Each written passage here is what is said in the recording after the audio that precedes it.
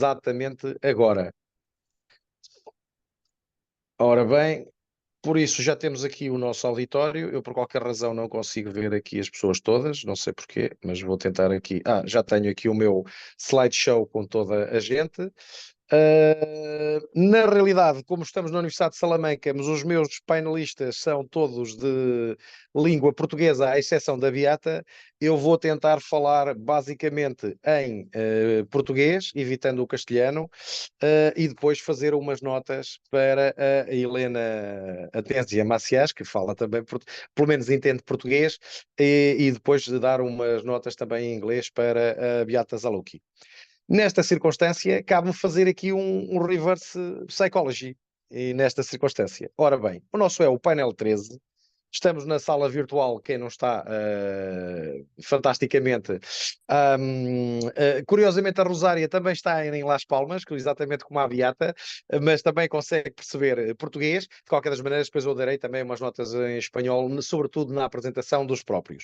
Mas neste caso aqui, queria dar nota como responsável por este painel conglomerado, que acaba por ser o Bioethics and Human Rights, mas depois transformado numa europeização, globalização e desafios jurídicos ibero-americanos. Traduzindo, Europeization, Globalization and Iberian-American Juridical Challenges, que é um painel constituído por mim próprio e, neste caso, pela primeira vez a coordenar conjuntamente por a minha ilustre colega da Universidade Italiana de Milão, Camila Benavides, que teve a consideração de duplicar o seu trabalho académico aqui, como excelente colega que é, nesta geração do painel da globalização e europeização, porque ela é a mais jovem doutorada pela Universidade de Milão, a Universidade Sapienza de Milão, e é uma especialista em globalização, em direito europeu,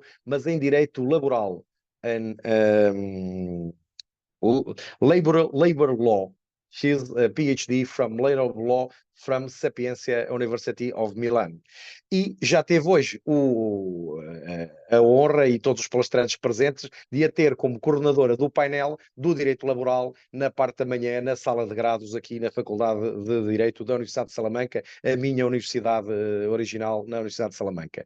Nessa ótica, Camila, já estivemos muito juntos e muitos projetos e muita investigação, mas é a primeira vez que estamos a presidir aqui a uma mesa. Muitíssimo obrigado pela sua disposição desde a primeira hora e pela possibilidade de poder coordenar comigo este painel, sobretudo depois da minha nomeação para o Tribunal de Família de hoje, que me desplaçou fisicamente da Universidade de Salamanca, onde eu acabei ontem de chegar de madrugada, para estar aqui no meu law firm, no meu gabinete de advocacia em Coimbra, acabado de sair do Tribunal de Família.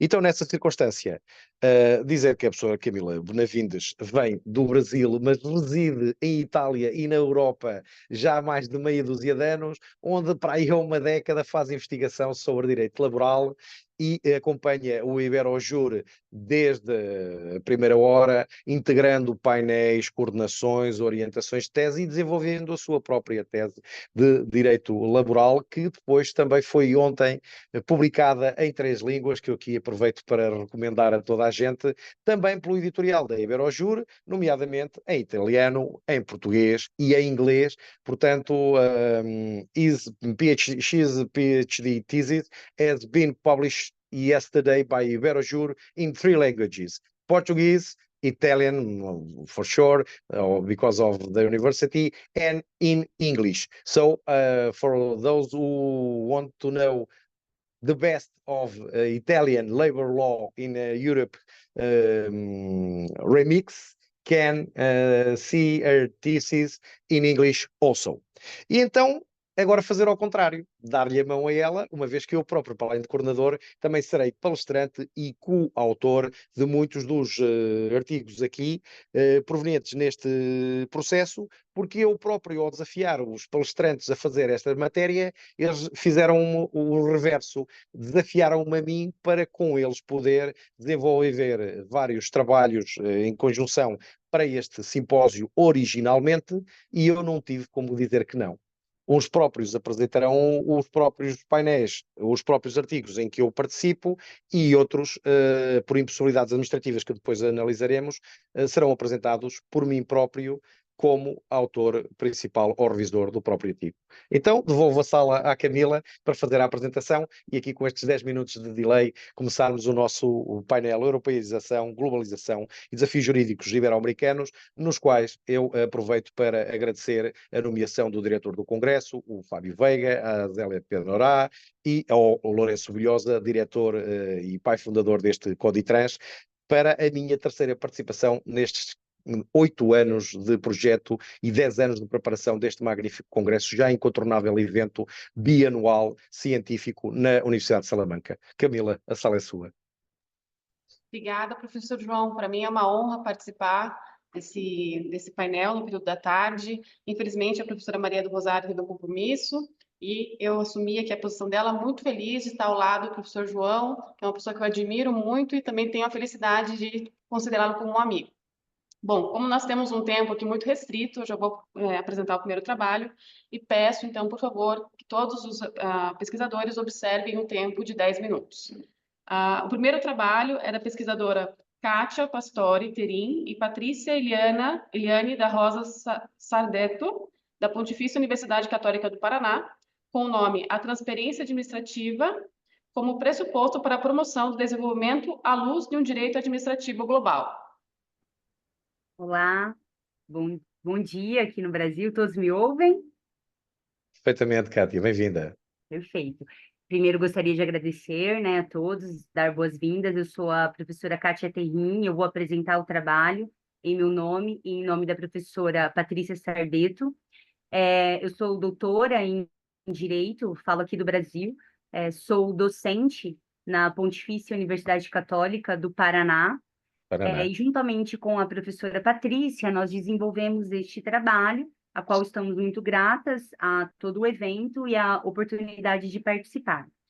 O tema da nossa pesquisa é a transparência administrativa como um pressuposto para a promoção de um desenvolvimento à luz de um direito administrativo global. Então, dentro da nossa temática aqui, né, do nosso eixo de pesquisa, que é a globalização, dentre outros aspectos, a pesquisa ela traz como ponto central a emergência de um direito administrativo global que procura delinear as mudanças do sistema global e como elas trouxeram alterações nos atores considerados como legítimos para regular as relações e as situações a fim de diagnosticar a necessidade de um novo paradigma para a compreensão e avaliação do funcionamento dos diferentes sistemas jurídicos que interagem entre si. Então, dentro deste sentido, né, a pesquisa ela busca extrapolar o dualismo do direito nacional e o direito internacional e sofisticar as qualificações de soft law e de hard law que marcaram os debates do direito internacional e os efeitos da globalização nas últimas décadas no Brasil e em outros países, né, se fazendo necessário para a promoção de um desenvolvimento à luz de uma dinâmica globalizada na qual os países estão inseridos. Então, principalmente no que tange às relações econômicas e os critérios para investimentos e desenvolvimento do país.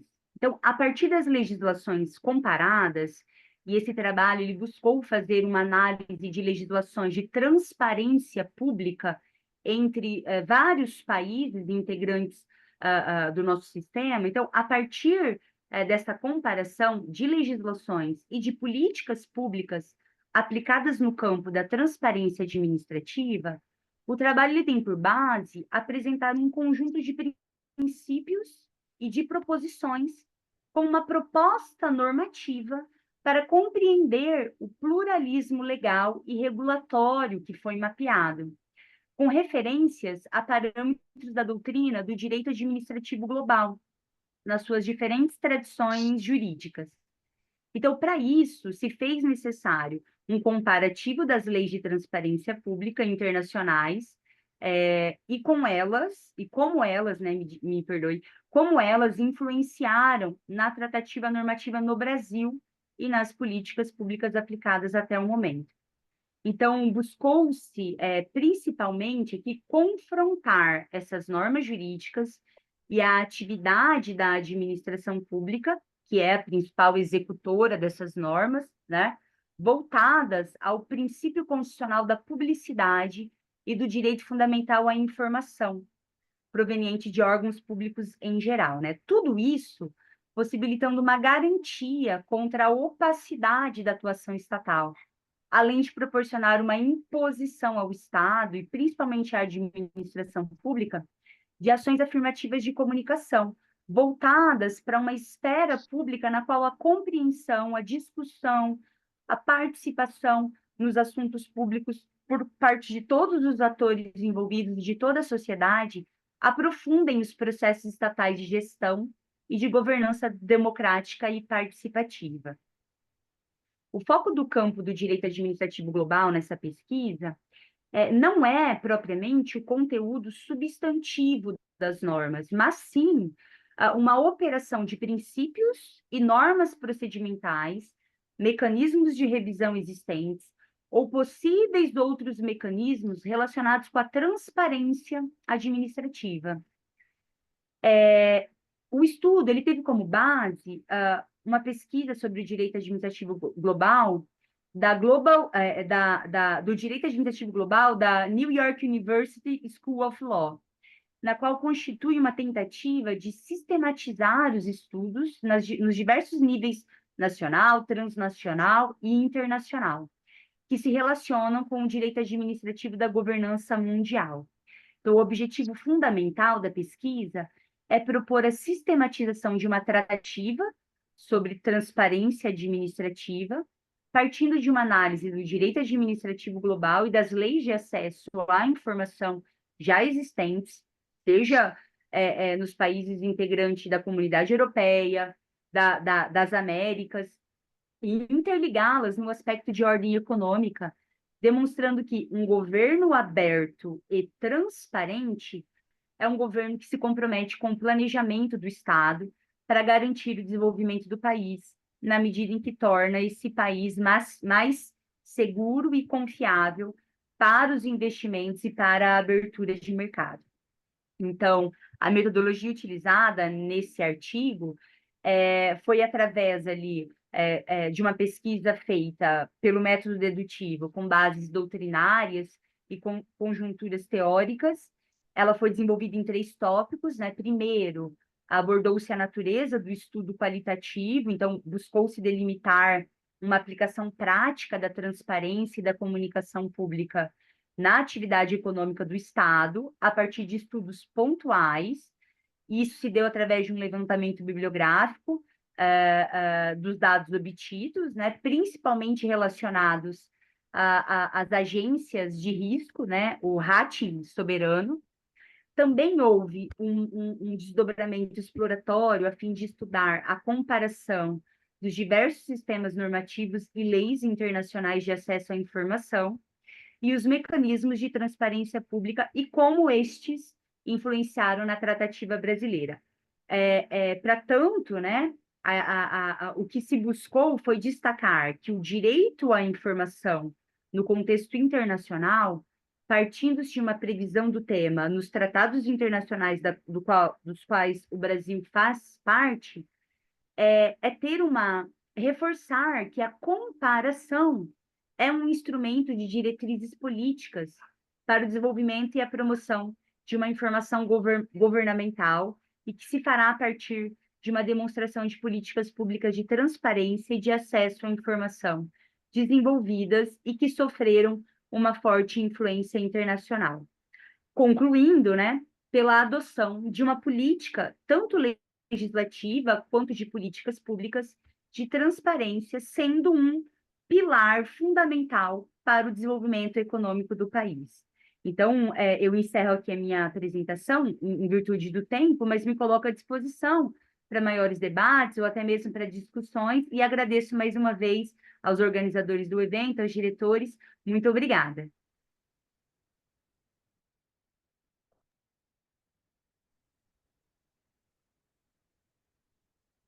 Muito obrigada, professora Kátia. Fico muito feliz de assistir a sua apresentação. Eu sou originária da PUC-Paraná, fiz minha graduação, especialização e mestrado na PUC-Paraná. Que Então, maravilha! é uma universidade que eu tenho é minha segunda casa, tenho um grande apreço. Que alegria A, saber disso, professora. a apresentação foi muito clara, muito objetiva, com um tema muito relevante. Eu ainda não tive a oportunidade, não sei se a professora já apresentou o artigo completo, foi só o resumo, mas estarei na ansiedade de ver a versão escrita do material. Viu? Parabéns, muito obrigada. Então, dando sequência, antes de passar novamente a palavra depois para o professor João, eu convido então a próximos participantes, os pesquisadores Maurício Santos e Bruno Aguiar e o professor doutor Fábio da Silva Veiga, que apresentarão a pesquisa denominada Segundas Intenções, o receituário neoliberal e as forças de convergência entre os países. Obrigado, Camila. Obrigado, todos me ouvem. Perfeitamente, Bruno. Seja bem-vindo. Muito obrigado. Antes de mais nada, boa tarde a todos e todas que estão presentes aqui em Salamanca ou no Porto, que é o caso do Maurício, que eu sei, e bom dia a quem está no Brasil. É uma enorme satisfação poder fazer parte de um evento na Faculdade de Direito da Universidade de Salamanca, principalmente na presença do professor João Proença. É uma honra, um privilégio. É a primeira vez, espero que seja proveitosa. E meus cumprimentos aos colegas que já apresentaram e que vão apresentar painéis ainda hoje. Brevíssima apresentação, eu vou tentar cumprir os 10 minutos, eu geralmente extrapolo, mas qualquer coisa, por favor, me desconecta, me tira do ar e pronto. Vamos lá. Eu me chamo Bruno Aguiar Santos, eu sou doutorando na Faculdade de Economia da Universidade de Coimbra hoje, mas a minha trajetória também passou, e aí eu faço um cumprimento à professora Zélia, que eu não sei se está presente aí, mas sei que faz parte do evento. Ele esteve na minha banca de mestrado, então é um agradecimento à Universidade Presbiteriana Mackenzie, no Brasil, também na figura dela. Também não poderia deixar de dizer, mais uma vez, é o segundo que fazemos juntos, o segundo artigo científico que fazemos juntos e a segunda apresentação que fazemos juntos. Maurício Santos é meu pai também, o que é um pouco curioso, mas muito mais do que curioso, é gratificante. Ele é mestrando na Universidade Lusófona do Porto. Então, sem mais delongas, sem mais apresentações, vamos ao tema, que ele é um tema que gera bastante debate. Bom, o título do tema é Segundas Intenções, o receituário neoliberal e as forças de convergência entre países. Aqui a gente vai focar nas desigualdades econômicas internacionais e nas soluções propostas para um desenvolvimento, digamos, se possível, dentro do nosso sistema econômico, mais saudável da nossa economia global. Para isso, eu acho que é interessante dar um contexto e uma motivação para a redação desse artigo, né? O que motivou a gente a escrever sobre isso. E acho que é sempre imprevisível quando e como a gente parte para um problema de pesquisa e quando que a gente se debruça sobre determinado assunto, como investigadores que somos, como pesquisadores que somos. Eu acho que isso vai muito além da nossa prática laboral e isso vale muito para nós que somos juristas, que temos o hábito de não ter esse olhar para fora do nosso cercadinho, digamos assim. A estética, a gente pode ser mais sensível para a literatura, para a música, para o cinema, para a arte no geral, para a filosofia, para a realidade social. É uma forma da gente manter a nossa curiosidade viva e esse artigo é um exemplo disso. O problema de pesquisa desse artigo surgiu graças a uma canção escrita por Roger Waters no álbum The Final Cut do Pink Floyd de 1983.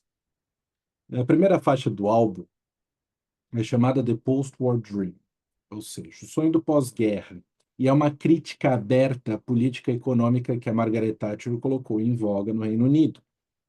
A canção, ela diz o seguinte, What have we done, Maggie? Eles chamam Margaret Thatcher de Maggie. What have we done? What have we done to England? Should we shout? Should we scream? What happened to the post-war dream? Ou seja, é um questionamento sobre o que aconteceu com o sonho do estado de bem-estar social do pós-Segunda Guerra Mundial. E o problema de pesquisa nosso surgiu exatamente ao escutar essa música. E daí em diante começou um diálogo frutuoso. Eu agradeço o Fábio pela participação nesse diálogo também. De a gente conseguir transformar esse questionamento, essa sensibilidade, essa inquietação, num artigo, numa apresentação. Nós que viemos do sul global, digamos assim, sejamos nós portugueses ou brasileiros, nós sabemos muito bem o que significa estar no sul global, a gente pode aprender com a experiência europeia que o Roger Waters critica no seu The Post-War Dream, do álbum The Final Cut. Para fazer isso, evidentemente que a gente não poderia ficar falando da música ou das sensibilidades de cada pesquisador. Então, como revisão teórica, a gente celebrou os economistas e a Alice Amsden, saudosa Alice Amsden, que morreu em 2012, para a gente conseguir entender o conceito-chave da nossa apresentação, que no dicionário de Piketty são as forças de convergência e são as forças de divergência. Ou seja, a gente vai focar em duas forças tidas como de convergência, que é a superação das desigualdades entre países, que é a difusão de conhecimento e o investimento estrangeiro. A gente coloca essas duas questões, essas duas forças tidas como de convergência, para discutir o papel de cada uma delas nesse processo histórico de superação das desigualdades. Nós que somos do sul global, nós escutamos muito a propaganda a favor da abertura para o investimento estrangeiro como uma grande força de convergência. Então, a gente foi atrás de descobrir se isso de fato é verdadeiro. Bom, antes de mais nada, o papel do conhecimento no desenvolvimento de um país. Não basta a gente falar em conhecimento em sentido genérico, evidentemente a gente está falando de conhecimento em sentido estrito, a gente está falando de conhecimento técnico, a gente está falando de investimento em capital monetário, humano, mas próprio. Essa é a forma de conhecimento que nós estamos falando. Eu não posso deixar de citar Paulo Freire, que tão vilipendiado nos últimos anos pela extrema-direita no Brasil, quando ele fala que, abre aspas, o radical comprometido com a libertação dos homens não se deixa prender em círculos de segurança, nos quais aprisione também a realidade. Então, mais radical, quanto mais se inscreve nesta realidade para, conhecendo-a melhor poder transformá-la. Fecha aspas. Porque quando nós dizemos sobre conhecimento, geralmente somos tidos como radicais, e não no sentido bom, sempre num sentido muito pejorativo. Dois autores, Emanuel Miller e Gilberto Berkovitch, de tradições totalmente diferentes, concordam quando dizem que o conhecimento é um dos recursos indispensáveis para o crescimento, seja de uma empresa, seja de um país. Amsden, no seu livro que a gente tem como base aqui, que é o The Rise of the Rest, que é o erguer do resto, muito interessante para quem é do sul global, diz que o conhecimento é o mais precioso dos bens e que é tudo menos universalmente disponível e gratuito. É uma crítica feroz à teoria econômica clássica, ao laissez-faire, que é do liberalismo clássico, lembremos, não é do neoliberalismo. João Rodrigues é um autor, professor da Faculdade de Economia da Universidade de Coimbra, que expõe muito bem isso. O laissez-faire não faz parte do neoliberalismo, mas do liberalismo clássico. Pois bem, Piketty e Ansden citam exemplos de sociedades que conseguiram avançar em seus processos de convergência naquilo que eles chamam de knowledge-based economies, ou seja, por exemplo, China do Sul. Apesar de terem tido maciços investimentos estrangeiros, investiram em seu capital próprio, limitando esses investimentos estrangeiros ou regulando ou controlando fortemente as suas modalidades. Ao contrário desses países, por exemplo, a gente tem, para aqui podemos citar Ladislau Dalbor, Argentina, Brasil, Turquia, que são países que são dependentes do investimento estrangeiro e também do conhecimento estrangeiro, que quando entrou o investimento estrangeiro nesses países, não financiou absolutamente nada de ciência, pesquisa e tecnologia. E para a gente entender isso, a gente vai fazer um rápido resgate histórico. Vou de novo recorrer ao João Rodrigues, também um professor brasileiro chamado Alessandro Taviani, para a gente entender que a abertura para o investimento estrangeiro foi promovida, sedimentada, institucionalizada pós-escola austríaca, então já no neoliberalismo, por Margaret Thatcher e Ronald Reagan. E ele foi sintetizado no Consenso de Washington, que é uma série de ditames econômicos publicada em 1989. Defendia-se a abertura dos mercados e o investimento estrangeiro como uma forma de convergência entre os países, porque estes estariam em condições iguais de concorrência na globalização com a queda da cortina de ferro. Camila, eu devo estar estourando meu tempo, já estourei. Isso, eu pedi para você, por favor, concluir em 2 minutos. Eu sei que o tempo é difícil, 2 minutos. Perfeito, 2 minutos, 2 minutos. Não à toa, em 89, ano do Consenso de Washington, Fukuyama, hoje já um tanto arrependido pelo termo usado, diz que é o fim da história. 10 anos antes, Margaret Thatcher usava o slogan China, There's no alternative, não há alternativa. Haveria um consenso globalizado ao redor do Consenso de Washington de que seria a instituição do ideário neoliberal o fim da história. Anos mais tarde, quando Fukuyama se tornou um pouquinho mais erudito, mais maduro, menos eufórico, ele dá um passo atrás, se arrepende um tantinho do que falou, mas ele fala que, por exemplo, a abertura ao investimento estrangeiro é o que ele considera como um foreign finance fetish, ou seja, um fetiche ao investimento estrangeiro. Assim, ao fim e ao cabo, para concluir, a pesquisa de Ansden e de Piketty, elas nos servem para mostrar que, nesse aspecto, esse fetiche pelo investimento estrangeiro dá razão, nesse quesito, para Fukuyama. Ele não é capaz de fazer, per se, convergir as nações. Pelo contrário, o neoliberalismo, tanto interno quanto externamente, ele aumenta a desigualdade, aumenta a dependência tecnológica e econômica dos países receptores desses investimentos, em vez de promover um desenvolvimento sustentável. Embora o neoliberalismo tenha sido apresentado como única alternativa, existem outras abordagens possíveis. E aí a gente precisa exercer a nossa imaginação. Nós estamos distantes do fim da história. Esse meio século de hegemonia neoliberal, para encerrar, faz ressoar a canção que deu aso a esse projeto de pesquisa. O que fizemos, Meg? O que nós fizemos com o sonho do pós-guerra? Maurício, se você quiser acrescentar alguma coisa rapidamente, por favor, aqui eu concluo. Não, eu só queria dar os parabéns pela apresentação, né, e dizer que é isso mesmo, o neoliberalismo ele impõe uma receita que feriu, entre outras receitas, o direito, que o direito nada mais se tornou senão um servidor aos interesses neoliberais. É isso.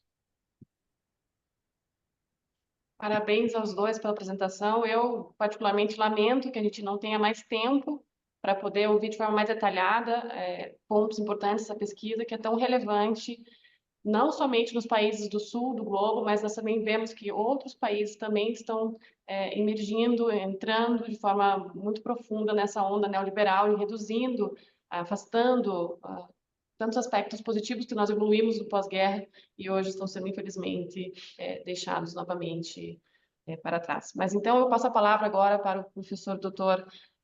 João Prestes Xavier, que fará a apresentação dos demais pesquisadores. Muchísimas gracias, querida amiga Camila, excelente moderación. Ahora en castellano, llamo al plan Elena Atencia Masías de la Universidad de Deusto, España. Pensó que para una presentación presencial, una vez que empezó que esté ahí contigo, porque no la tengo aquí en la pantalla objetiva. Hola Elena, ¿cómo estás? Perdón de no estar ahí para abrazarte personalmente, como debería, ya que fui yo que te invité a participar en esta evento científico, además presencialmente. Espero que estés mucho a gusto ahí en Salamanca y pedirte perdón a ti y los demás porque imprevisiblemente tuve un llamado de un juicio extraordinario de familia menores y en estas fechas un abogado europeo no puede decir que no, y entonces quedé ahí con medio cambio de coordinación, pero estás muy bien ahí acompañada con Camila Benavides, que es muy maja y espectacular, como puedes comprobar tú. Entonces, aquí una declaración de interés. Elena y yo ya somos amigos hace casi una década. Ambos pertenecemos a la Cátedra de Derecho y Género Humano de la Universidad de Bilbao. Ella es profesora de Derecho Constitucional de la Universidad de Deusto actualmente y nos trae una investigación puntera suya y muy interesante para nuestro panel de globalización y reflexión iberoamericana, las herramientas jurídicas para la protección de las personas trans ante el proyecto de cambio legislativo en España. Elena, para 10 minutos, la sala es tuya. Bienvenida a mi Universidad de Salamanca.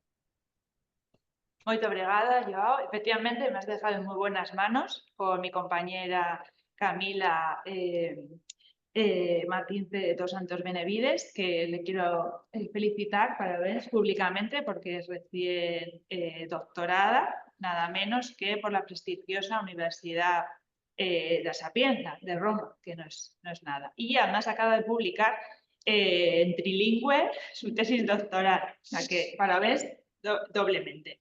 Bueno, como tenemos poco tiempo, como es en los congresos habitual, pues este tema que estoy estudiando se va a publicar en abierto, gratuito, les gusta mucho a los alumnos, que es gratis, ¿no? Free, en la página de, bueno, en Manual de Bioderecho que edita Dickinson junto con la Cátedra de Derecho y Género Humano que ha comentado el profesor Joao. Es un manual de bioderecho, además, para no juristas, o sea, el lenguaje no es especialmente elevado, y, bueno, ya hay una publicación previa de este tema de sexualidad, pero era previo a la normativa de 2023, que ha sido del año pasado, ¿no? Entonces, hemos tenido que actualizarlo, ¿no? Porque es verdad que este tema de la transexualidad, bueno, teníamos una ley de 2007, pues que ya, claro, la verdad es que la actualidad requería un cambio, ¿no? Entonces, bueno, pues la verdad es que esta ley de 2007 pues fue pionera, bueno, fue importante, ¿no? Que regulaba sobre todo la rectificación registral de la mención relativa al sexo de las personas, es decir, que sobre todo era civil y registrar, ¿no? Pero fue importante porque se cubrió un vacío legal, no había normativa, en que se encontraba, pues estaba en un limbo la transexualidad, solo teníamos decisiones jurisprudenciales, ¿no? de los tribunales. Bien, entonces esto cubrió ese vacío, ¿no? Que se iba llenando por vía de la jurisprudencia, a través de sentencias y además en una jurisprudencia oscilante, cambiante, no uniforme. Entonces, esta ley de 2007 eliminó incertidumbres, ¿no? Incertidumbres y lo que produce una ley, una normativa, es que cubra la seguridad jurídica, ¿no? Que suponga o aporta un mayor grado de seguridad jurídica. Bien. Pero entonces de esta ley lo que era muy trascendental es que se suprimió el requisito de cirugía de reasignación sexual. No se exigía previamente. Entonces sería la ventaja, ¿no?, de esta ley, que no se exigía esa intervención quirúrgica para el cambio en el registro del género, ¿no? Pero es verdad que sí tenía el inconveniente de que se exigía un tratamiento hormonal. No es tan invasivo como una cirugía, pero sí un tratamiento hormonal durante 2 años, ¿no?, con el consiguiente riesgo de esterilización. Y además también un diagnóstico, no podías cambiar del género simplemente con esto, sin también un diagnóstico de un psiquiatra, de un especialista en sexualidad, ¿no?, que el título o la característica, el nombre concreto es disforia de género. Tenían que calificar como una situación de disforia de género, ¿no? Bien.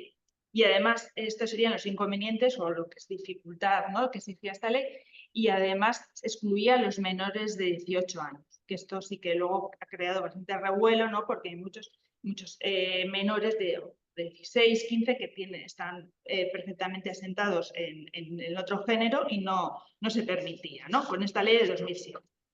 Entonces, bueno, pues siempre, ¿no?, la sociedad y los movimientos de este grupo, ¿no?, de este colectivo, no me gusta mucho decir colectivo, pero bueno, colectivo trans, ¿no?, entonces exigían una nueva normativa, y es de febrero de 2023. Bueno, ya no es tan nueva, pero bueno.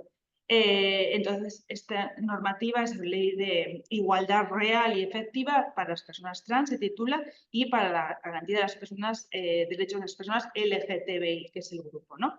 Y es la que está actualmente en vigor, ¿no? Entonces, la de 2007 se derogó y, bueno, las novedades de esta ley serían eso, ¿no?, que no se exigía ni un informe del psiquiatra, ni siquiera un cambio físico para un periodo de hormonación de 2 años, como se decía, es decir, la mera voluntad, ¿no? Y entonces esto ha traído mucha polémica, porque por la mera voluntad que se cambie de género pues bueno, es un poco garantista, ¿no? Bueno, y sobre todo también pues podía llevar a fraudes, ¿no? Fraudes. Entonces, bueno, entonces ahora se basa en el libre albedrío, ¿no?, que es un concepto jurídico de libre albedrío, autodeterminación de género. O sea, que yo misma me determine el género, ¿no? Solo la mera voluntad, ¿no? Bien, entonces eso es un punto importante. Y luego los menores de edad, los menores de 18, que ya antes de esta ley de 2023 se pronunció el Tribunal Constitucional español en el 2019, porque bueno, la sociedad reclamaba qué situación, ¿no?, una situación para estos menores que ya se encuentran asentados en el siguiente género y viven en la condición del género que no es el que físicamente les corresponde. Entonces, bueno, hizo una excepción diciendo que en estos casos de menores que tuvieran 2 requisitos: suficiente madurez, ¿no?, suficiente madurez, y que se encontraran en una situación estable de transexualidad, ¿no?, que se comportaran como un género contrario. Entonces, esto sí que aceptó que se cambiara esa nota en el registro, ¿no? Entonces, claro, también la ley de 2023 atiende a esta situación, ¿no? Entonces incluye a los menores, a los menores de 18 años, pero establece unos rangos. Primero, las personas dentro de los menores, ¿no? No es lo mismo uno de 12 años que uno de 16. Entonces, las personas que tienen 16 años cumplidos, pues estos, pues bueno, ¿por qué es 16 años? Porque en sanitario, ¿no?, en contexto sanitario, es la edad, ¿no?, lo que se llamaría mayor edad sanitaria, ¿no? Bueno, que se excluye, es verdad, los casos de ensayos clínicos no se tienen en cuenta de 16, ni para las prácticas de reproducción humana asistida, ¿no? Eso sí se dice 18. Pero en general, para otorgar consentimiento en el ámbito de salud son 16 años. Entonces entendió que también para este cambio, ¿no?, para esta autodeterminación de género, ¿no? Bien, luego tenemos los mayores de 14 años, pero menores de 16. Entonces, estos sí que tienen que estar asistidos, ¿no?, por sus representantes legales en estos procesos de cambio de sexo, ¿no?, de género. Y luego las personas mayores de 12 y hasta 14, porque los de menores de 12 se entiende pues que tienen que esperar pues a cumplir por lo menos 13 para cambiar, bueno, pues ha establecido esa edad, ¿no? 12 años, ¿no? Entonces los de 12, entre 12 y 14, ¿no? Pues pese a su minoría de edad, pues bueno, son púberes, ¿no? Y han entrado ya pues en un proceso de maduración sexual, ¿no? Entonces, pues bueno, sí que se ha estimado que en este caso sí que es necesaria una autorización judicial, ¿no? para este cambio, ¿no? Entonces, los menores de 12 años, en principio, pues quedan excluidos, ¿no? Que esperemos, o sea, esperen a que cumplan una edad, ¿no? Y luego también, bueno, es importante los efectos, ¿no? Los efectos, sobre todo en cuanto a los fraudes que puede suceder con esto, ¿no? Sobre todo, pues, por ejemplo, pienses en el deporte, ¿no?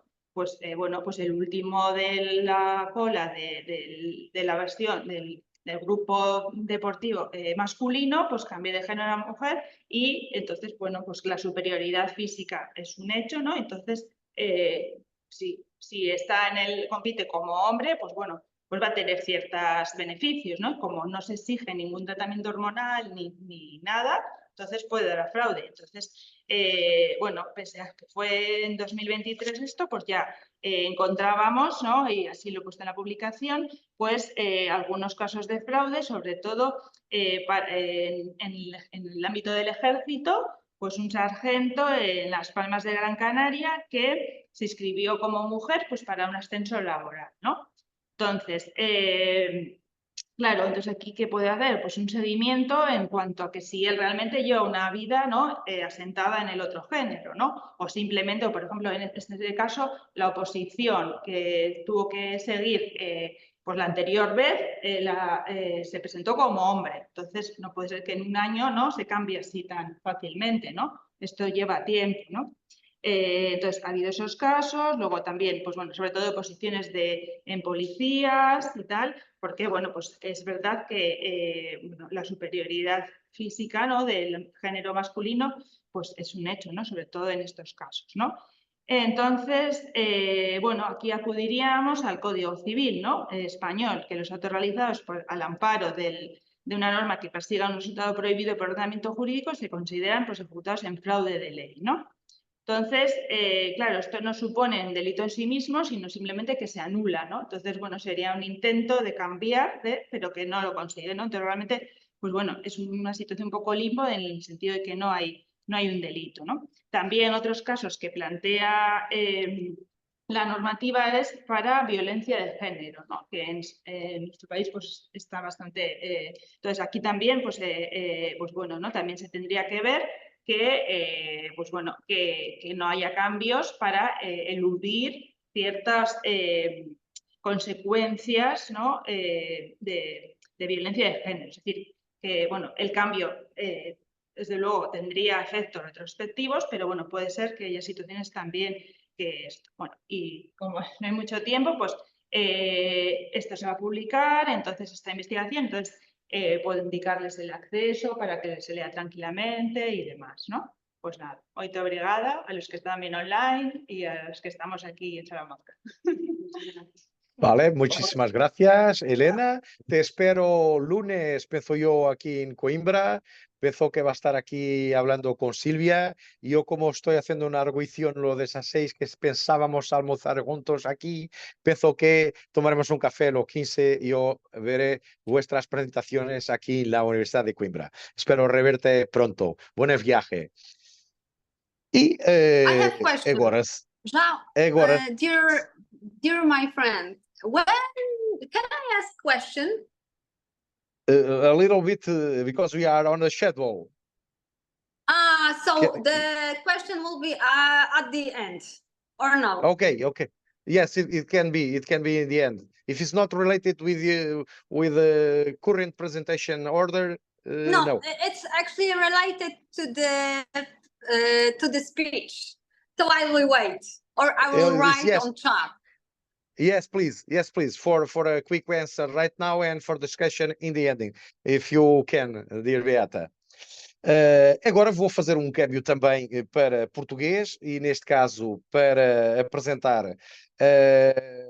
colega Inês Neto da Silva, orientada magistralmente pela professora Alexandra Maria da Silva Oliveira, da Universidade do Porto, neste caso da Faculdade de Psicologia e Ciências da Educação na Universidade do Porto, onde tivemos oportunidade de estar já este semestre, penso até que, se não mesmo este mês, no mês passado, numa formação fantástica sobre género e ciência, na realidade, juntos, e onde eu tive a audácia de conseguir desafiar estas duas investigadoras da Universidade do Porto na área da psicologia para poderem escrever para o nosso painel sobre globalização e na altura com um mote mais restrito sobre Bioethics and Human Rights.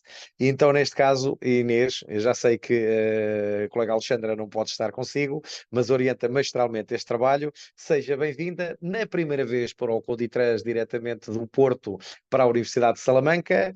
Dar-lhe nota de que, uma vez no Conditrans, para sempre no Conditrans. Portanto, daqui a 2 anos haverá outro Conditrans, naturalmente. Portanto, está já desafiada para o 5º Conditrans. Normalmente, também dizer a todo o auditório que este congresso se congratula por ter uma publicação, pelo menos até ao momento, com a chancela da Faculdade de Direito da Universidade de Salamanca e até agora, pelo menos até ao 3º número, com o editorial Tirant Leblanc, que eu penso que se poderá manter para futuras edições, numa publicação total do artigo completo que quem ainda não juntou até este momento deve juntar o mais tardar até ao final de agosto ou ao princípio de setembro, para poder dar à estampa, conjuntamente com os outros todos deste painel e os demais destes 2 dias de comunicações, numa comunicação internacional com um ISBN europeu e, neste caso, ibérico, entre Portugal e Espanha, com os nossos parceiros, no caso, o Iberojur, com a coordenação do professor Fábio Veiga e, para a Universidade de Salamanca, o professor Lourenço Bulhosa.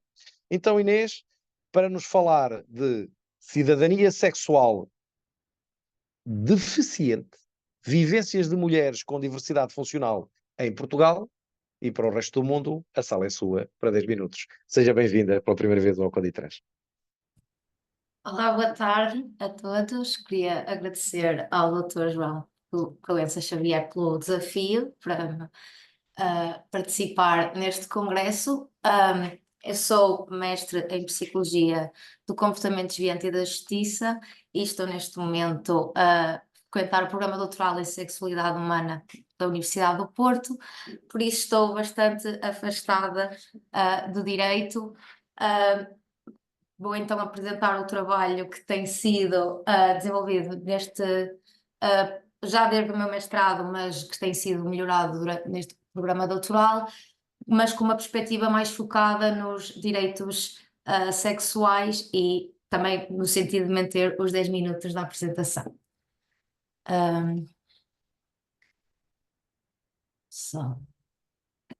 Pronto. A World Health Organization define a sexualidade enquanto um aspecto central da experiência humana que diz respeito a sexo, género, tanto identidade como papéis, orientação sexual, erotismo, prazer, intimidade, reprodução, e que é expressa em e através de pensamentos, fantasias, desejos, crenças, atitudes, valores, comportamentos, práticas, papéis e relacionamentos.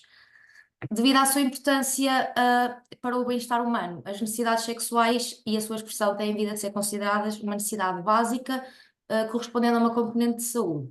Sendo a saúde sexual o estado de bem-estar físico, mental e social relativo à própria sexualidade. Porém, a forma como a sexualidade é experienciada é socialmente construída na medida em que é influenciada por fatores biológicos, psicológicos, sociais, económicos, políticos, culturais, éticos, legais, históricos, religiosos e espirituais.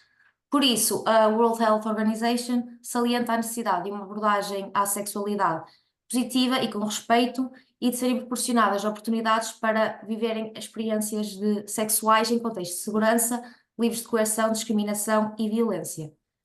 Devem então ser assegurados os direitos sexuais e reprodutivos de todas as pessoas, independentemente da sua posição social e da sua capacidade física ou mental.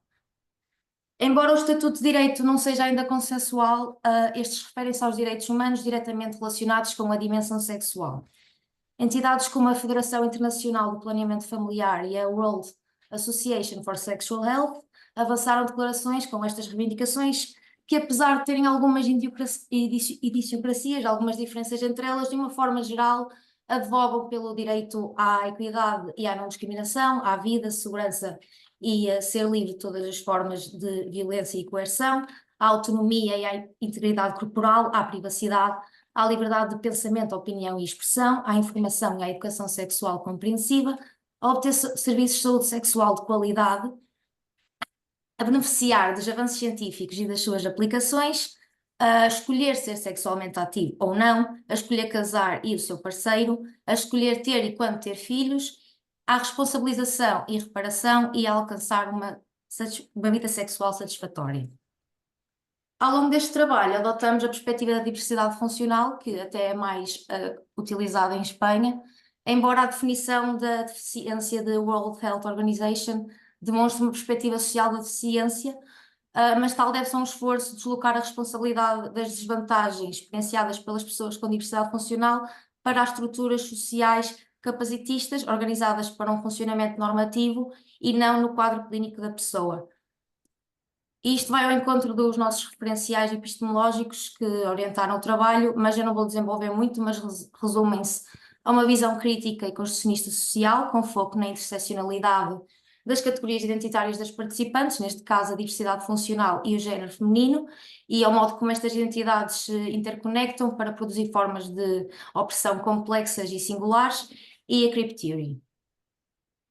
Então, para responder à questão como é que as mulheres com diversidade funcional vivem, pensam e sentem a sua sexualidade, entrevistamos 13 mulheres cis e heterossexuais, brancas, com idades compreendidas entre os 21 e os 46 anos, sendo que 9 estavam solteiras, 2 numa relação e 2 são casadas, sendo que uma teve um filho depois de ter ficado paraplégica.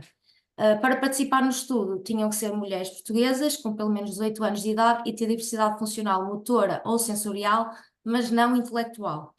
Ao longo de toda a investigação foram seguidas as diretrizes e princípios éticos deontológicos propostos na Declaração de Helsínquia e pela Comissão Europeia, e o protocolo do estudo foi aprovado pela Comissão Ética da Faculdade de Psicologia da Universidade do Porto. Vou então passar a apresentar alguns resultados encontrados. A esmagadora maioria das participantes relatou ter desejo e atividades sexuais, quer com parceiros, ou masturbando-se, ou de ambas as formas, e que a sua libido era equiparável às das restantes mulheres. No entanto, referem que o tabu social em torno do sexo e a lógica de heterossexualidade, genitalidade e penetração contrasta com os preconceitos paternalistas associados à diversidade funcional. Como elas são vistas como coitadinhas, inocentes e sem maldade, são consideradas assexuais, sem interesse na sexualidade, e que as suas únicas preocupações são relacionadas com as dimensões de sobrevivência básica, como alimentação e higiene. Por outro lado, as diferenças motoras também faz com que acreditemos que elas não são capazes de ter atividades sexuais. Uma pequena parte das entrevistadas referiu dificuldades na sexualidade que consideram que podem se atribuir ao seu quadro clínico, como a ausência de visão, que impede a estimulação erótica visual e a comunicação não verbal, a perda de sensibilidade vaginal e as dificuldades na adoção, que dificultam a prática do coito e o uso do preservativo. No entanto, estes entraves estão relacionados com uma concepção de sexo que é limitada a práticas penetrativas e que por isso é inacessível a estas mulheres.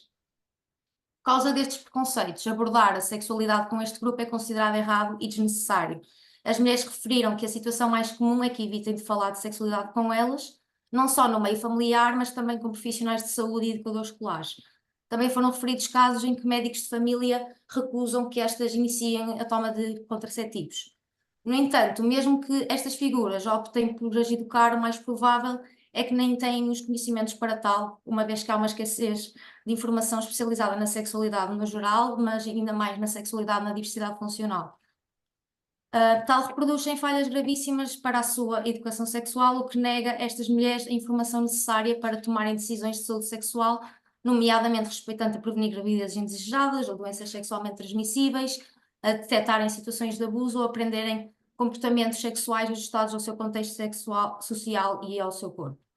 Numa meta-análise de 2021, Amborsky e colegas identificaram que indivíduos com diversidade funcional de qualquer idade apresentam o dobro da probabilidade de serem vítimas de violência sexual no decorrer da sua vida, por comparação à restante população. As lacunas na educação sexual também dificultam a descoberta das práticas sexuais que melhor se adequam aos seus corpos e contextos. Estas mulheres, por forma a contornarem os seus entraves motores, optam por atividades sexuais alternativas ao coito, para dar e receber prazer, estimular zonas erógenas além dos genitais e adaptando as posições sexuais. Mas estas alternativas não são acessíveis a todas as pessoas porque não é informação que lhes chega das figuras que estão encarregues do esclarecimento das questões íntimas e deixa-lhes já à mercê de uma sexualidade, de uma construção de sexualidade que segue uma lógica de normatividade e como tal as exclui. Por outro lado, no caso das pessoas com diversidade intelectual, por não apresentarem entraves motores no exercício do autoerotismo, faz com que isto possa ocorrer de forma reiterada e em locais públicos.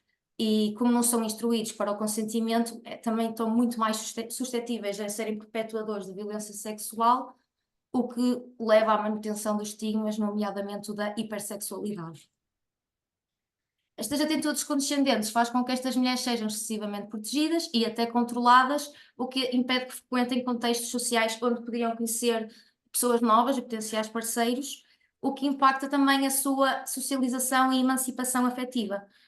Estas mulheres consideram, no entanto, que o cenário é pior para pessoas institucionalizadas, porque nestes contextos não têm oportunidades de socialização e não há um esforço para que seja trabalhada a autonomia e a escolha individual, a privacidade é ínfima e normalmente o diálogo sobre a sexualidade não está em cima da mesa. Posto isto, as mulheres com diversidade funcional já esperam ser antemão julgadas com base nos estigmas e acabam por internalizá-los e incorporá-los na sua identidade e na forma como vivenciam as suas necessidades sexuais. Por isso, consideram-se menos atrativas e sexualmente incompetentes, têm mais sentimentos de vergonha em relação ao próprio corpo, uma menor autoestima, e é também lhes negada oportunidades para poder colocar em causa estes mitos.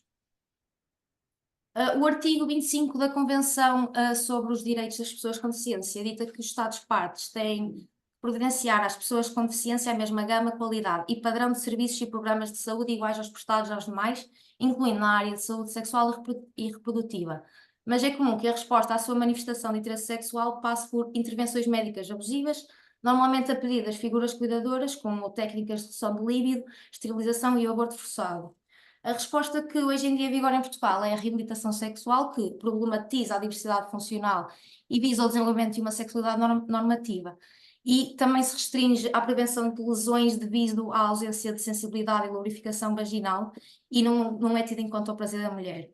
Além disso, Portugal é um dos 3 países membros da União Europeia onde ainda é permitida a esterilização forçada de pessoas com diversidade funcional em 2024. A maioria das participantes defende que as barreiras à sexualidade e à diversidade funcional são agravadas por serem mulheres, pertencem então a 2 grupos sexualmente estigmatizados, o que as coloca numa situação de dupla opressão sexual. A violação dos seus direitos reprodutivos surge uma visão capacitista da diversidade funcional que contrasta com o papel feminino, sendo incompreensível que uma mulher com diversidade funcional possa ser cuidadora, esposa, dona de casa e mãe. De igual modo, estes preconceitos justificam a recusa à custódia dos seus filhos. Com base nisto, podemos concluir que os direitos sexuais destas mulheres são interditos, não pelo quadro clínico, mas pelo contexto social desempoderante, que não está preparado para corpos funcionalmente diversos. No entanto, nas entrevistas também se pode perceber que as mulheres procuram confrontar os entraves dos seus quadros clínicos e aproximar-se de uma situação de cidadania sexual. A cidadania sexual refere-se à emancipação, inclusão, equidade e justiça na vivência da sexualidade em todas as suas dimensões, que só é alcançada quando os diferentes modos de existir e de ser sexual forem acomodados nas estruturas sociais. Esta autodeterminação exige a reestruturação do controle sobre o próprio corpo, sobre os próprios relacionamentos, o acesso ao espaço público, à atividade e ao prazer sexual, a liberdade para consentir, expressar e escolher o próprio estilo de vida. Uma vez que a base destas violações se encontram enraizadas nas estruturas da sociedade, é preciso repensar, desafiar e desconstruir os preconceitos sociais sobre sexualidade, género, diversidade funcional e, sobretudo, normalidade que têm obstruído a cidadania sexual destas mulheres. Tal passa por adaptar as estruturas sociais e criar as condições necessárias para qualquer indivíduo possa prosperar mediante o funcionamento do seu corpo e deixar de encarar a diversidade funcional como um problema que deve ser corrigido. É então fundamental reconhecer o reconhecimento político deste grupo enquanto seres sexuais, o que implica criar medidas para assegurar os seus direitos, como, por exemplo, a implementação de um serviço de assistência sexual, como já existe em Espanha. Mas a criação deste serviço tem de ser acompanhada de uma intervenção que permita desconstruir as atitudes sociais discriminatórias que estão na raiz do problema, através, por exemplo, de produção Inês, de tem que conteúdo concluir. científico. Ok, pronto. É isso, era só porque temos que produzir mais conhecimento científico centrado neste tema, incluir a discussão destes tópicos nas disciplinas de cidadania e incluir uma representação positiva nos conteúdos matemáticos. Muitíssimo obrigado.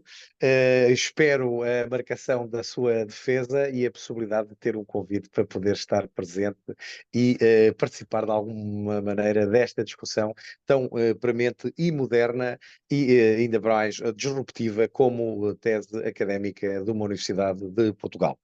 Muitíssimo obrigado. Endereço também os meus cumprimentos e pela colaboração dada pela estimada colega Alexandra Oliveira. Neste caso, ahora en castellano, en primera mano, también por la primera vez en la Universidad de Salamanca, María Rosaria de Simone, lo premio Cátedra de Derecho y Genoma Humano, 30 años de la Universidad de Bilbao. Querida compañera y amiga, profesora, espero que contratada vitalicia doctora para el futuro de Derecho Constitucional de mi querida Universidad de Las Palmas de Gran Canaria, donde empecé yo mi carrera como docente dando clases de Derechos Humanos y Bioética.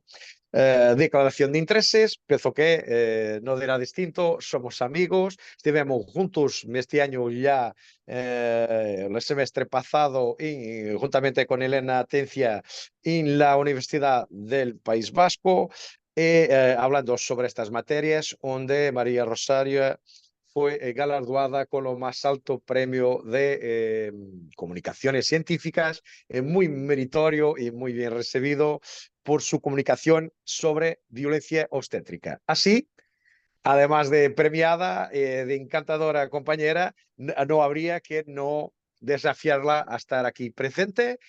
María, te digo, una vez sin Conditrans, de aquí a 2 años habrá los 5, entonces te esperamos ya, no necesitas de convite formal, eso veres las redes de Iberojur y los proyectos que comandamos y coordinamos aquí en la Universidad de Salamanca. Además de todo, aguardamos tu artículo completo en las fechas, a ver, 30 días después del Congreso, un poco más porque estamos en vacaciones académicas, hasta 15 de septiembre, más o menos como para toda la gente, para que pueda ser publicada y penso que integrante con los chancela Iberojur y nuestra Universidad y Facultad de Derecho de la Universidad de Salamanca, conjuntamente con todo este magnífico panel y por la primera vez conmigo también. Muchísimas gracias por venir y entonces, por dar 10 minutos, la sala es tuya para hablar sobre violencia obstétrica hasta un concepto transnacional para la protección de los derechos humanos de las mujeres. Un análisis del papel del Comité CEDAW. Muchas gracias, la sala es tuya. Muchas gracias, Joao. Gracias por la invitación, gracias por la aceptación de la propuesta y una pena no poder estar ahí presencialmente en Salamanca, pero quién sabe, el año que viene, ¿no? Sí, Pues invitada estás. muchísimas gracias. Pues hoy, y muchísimas gracias por todas las palabras bonitas que me has dedicado. Pues hoy les voy a hablar de la violencia obstétrica desde el punto de vista de la Convención de la CEDAW. Vamos a abordar esa temática, dice, la Convención CEDAW, la Convención sobre la eliminación de toda la forma de discriminación contra la mujer de 1979. Es un instrumento convencional absolutamente pionero, innovativo, y a nivel internacional, ¿qué hace? Introdujo una garantía de protección del derecho a la salud de la mujer, incluyendo la salud sexual y reproductiva.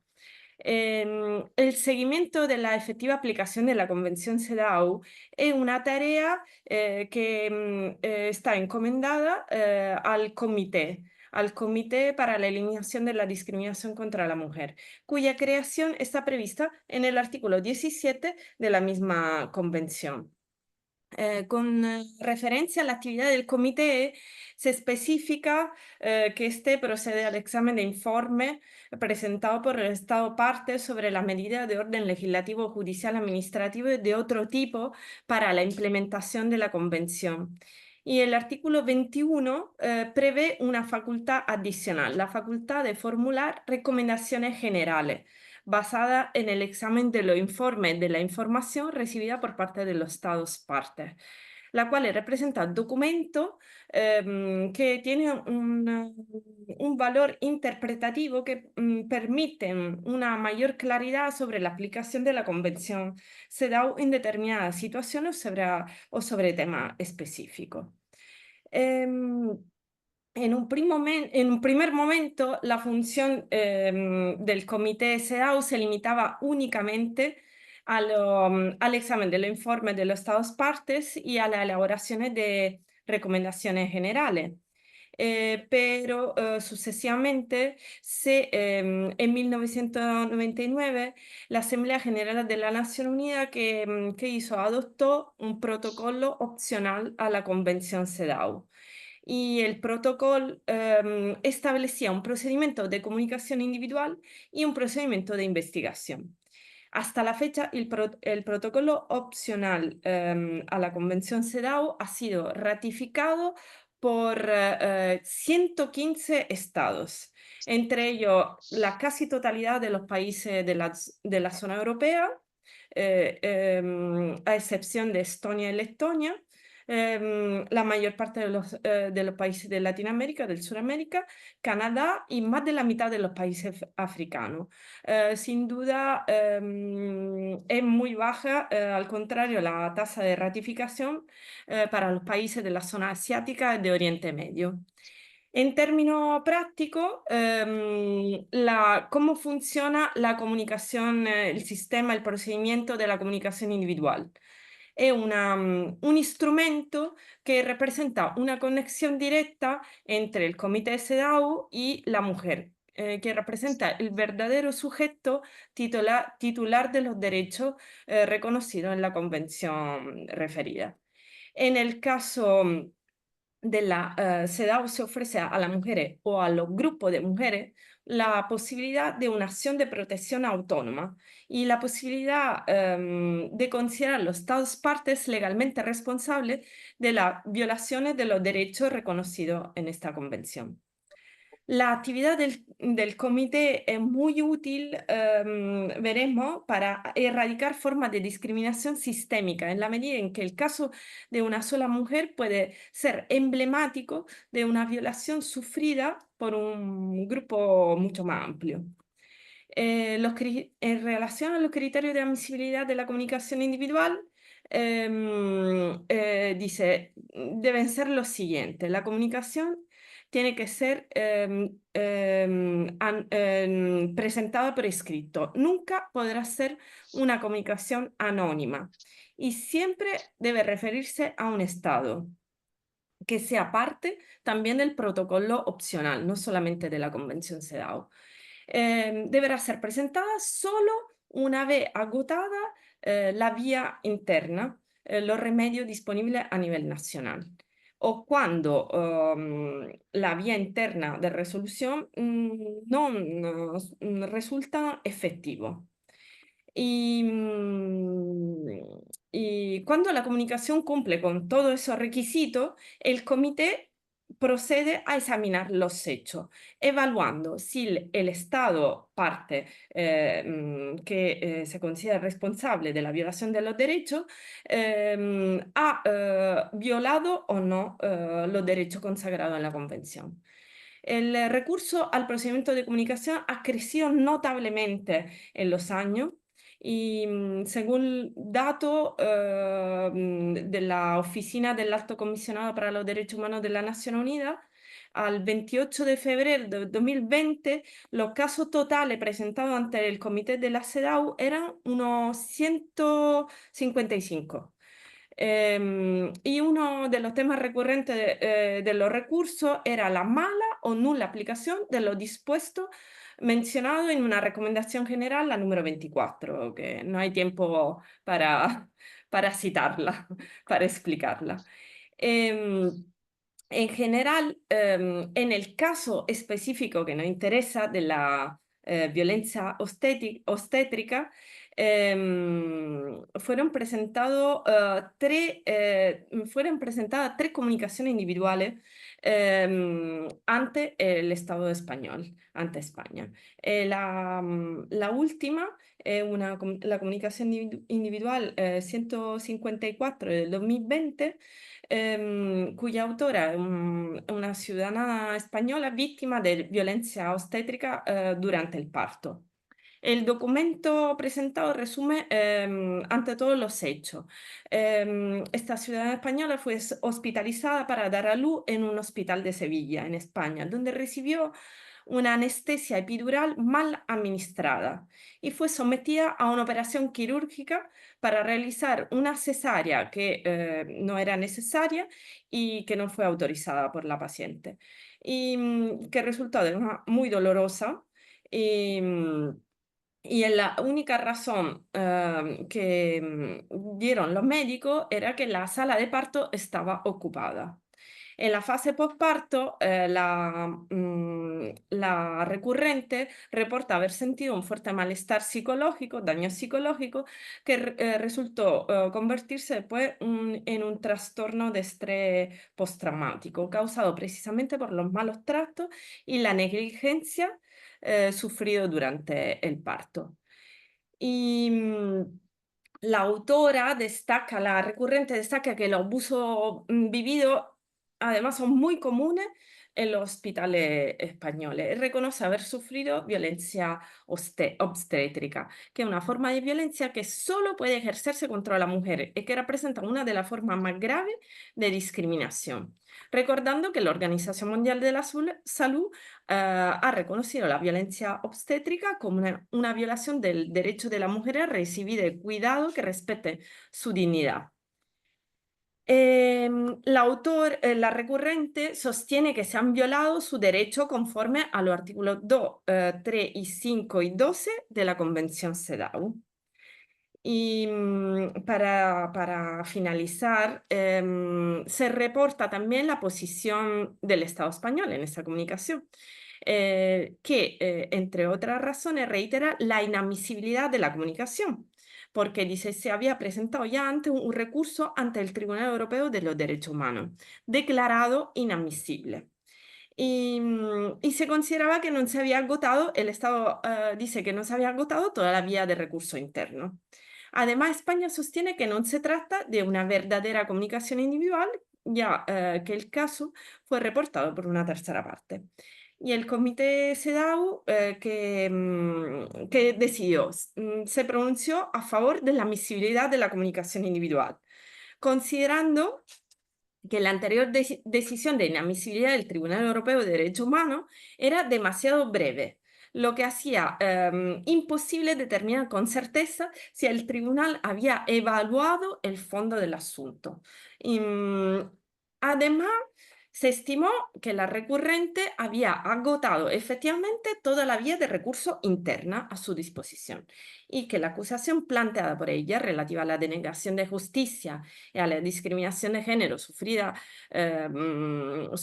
estaban basadas en estereotipos y están directamente relacionadas con el fondo de la comunicación. Y al final el comité se pronuncia considerando que el conjunto de los hechos reportados, en particular la pérdida de dignidad, los abusos, los maltratos sufridos por la autora, así como el uso irregular de la anestesia epidural, sin obtener primero un consentimiento informado y sin haber justificado la necesidad de tales intervenciones y la falta del consentimiento informado antes de realizar una cesárea, constituyen a todo lo efecto violencia obstétrica. Y se recuerda que el Estado parte de la CEDAW debe respetar la obligación de adoptar toda la medida apropiada para modificar, eliminar normativa, práctica y costumbre que puedan perpetuar formas de discriminación contra la mujer. Ahora, en el caso en cuestión, el comité entonces confirmó que ha habido una violación de los derechos conforme al artículo 2, 3, 5 y 12 de la Convención CEDAW y pidió a España de proporcionar a la recurrente una reparación completa, incluida una compensación financiera adecuada por el daño causado a su salud física y psicológica. Y además solicitó al Estado parte acciones de naturaleza general, entre ellas asegurar la protección contra maltrato para las mujeres durante el embarazo y el parto, garantizar una maternidad segura y el acceso a servicios obstétricos de calidad, proporcionar formación profesional al personal médico y llevar a cabo campaña informativa contra el estereotipo relacionado con la maternidad. Y incentivar la recopilación de datos sobre casos de violencia obstétrica y revisar la legislación existente sobre violencia de género, incluyendo también la obstétrica. En el caso en cuestión, las recomendaciones enumeradas por el comité reflejan la comprensión de que la violencia obstétrica está conectada a una superestructura Tienes más que concluir.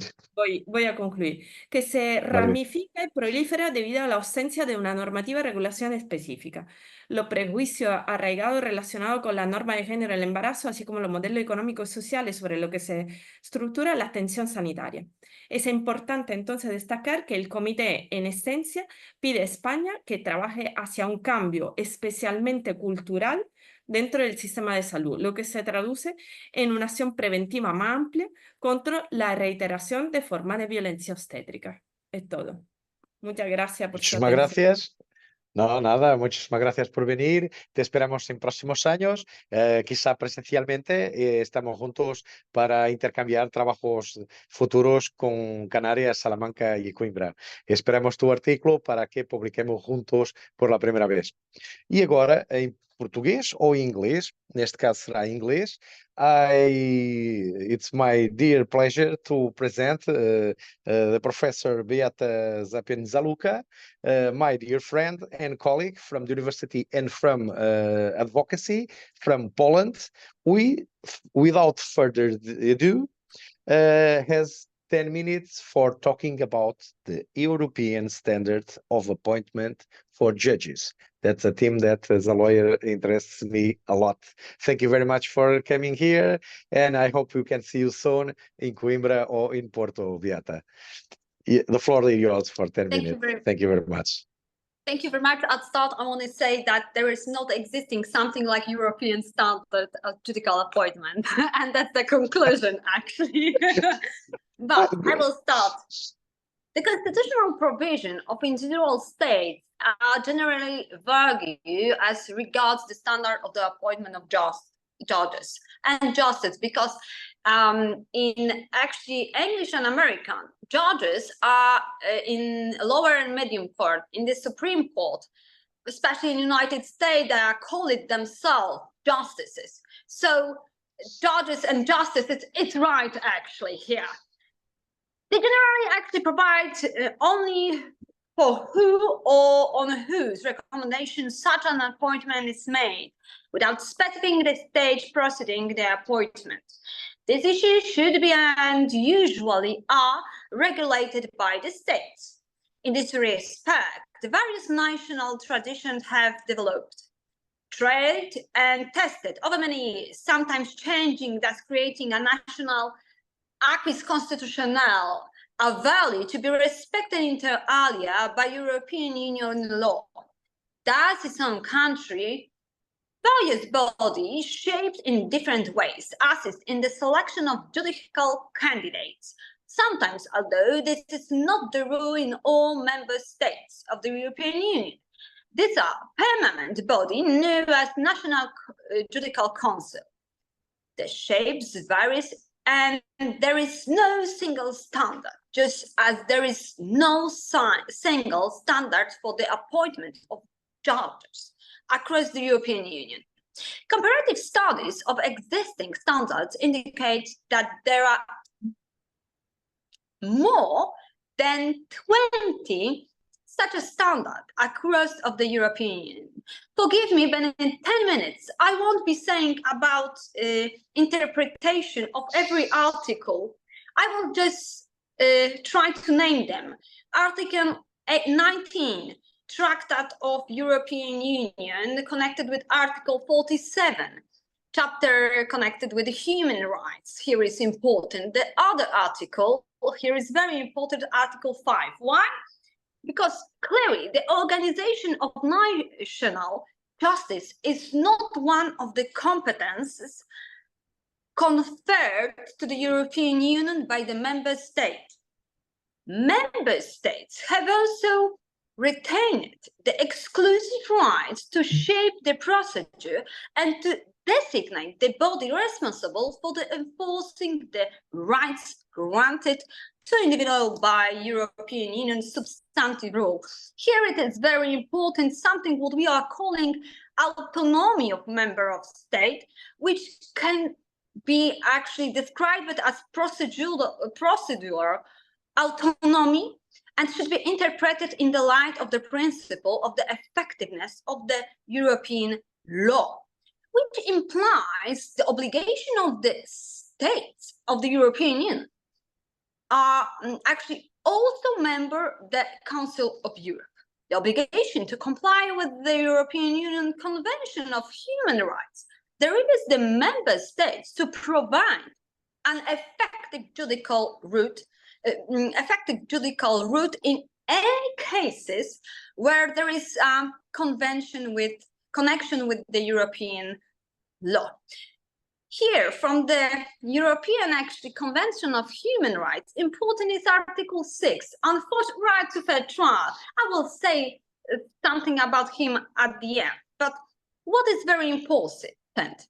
Recently, the jurisprudence of the Court of Justice European Union, as well as jurisprudence of the European Court of Human Rights, has actually legally developed the above standard by reflective inter alia precisely on how judges are appointed to the office in the member state. In this jurisprudence, you have emerged questioning the way in which judges are appointed in Poland, which should be subject to a broader European, actually not only, like I see from the panelist discussion. Why? Because here what is very important, this jurisdiction against actually Poland from both tribunals are connected with one thing, actually with the changes of law which were placed in 2017. Actually, according to this law, since 2018, under Polish law, it is the National Council of the Judiciary that is constitutional body that conducts public competition for judicial position. But what is very important, in Poland, the National Council of the Judiciary is composed of representative of three powers. What I mean, executive, legislative, and judiciary. The latter, judiciary, consists among other 15 judges of various courts who until the amendment were elected by the justices themselves. After the legislative changes, the 15 judges are now elected by the same, it means lower common of the parliament, so legislature. According to the recently emerging jurisprudence of the European courts, the composition of the National Council as of 2018 is flavored precisely because of the change in the way the judicial part of the nation council, judicial council, is elected. This is significant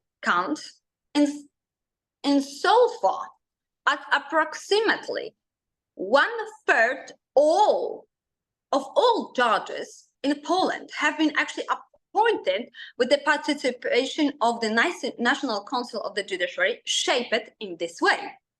The Polish Constitutional Tribunal found such a change in the law in Poland to be compatible with the Polish Constitution. But actually, it does not mean that European courts, both tribunals, accepted. Actually, they made completely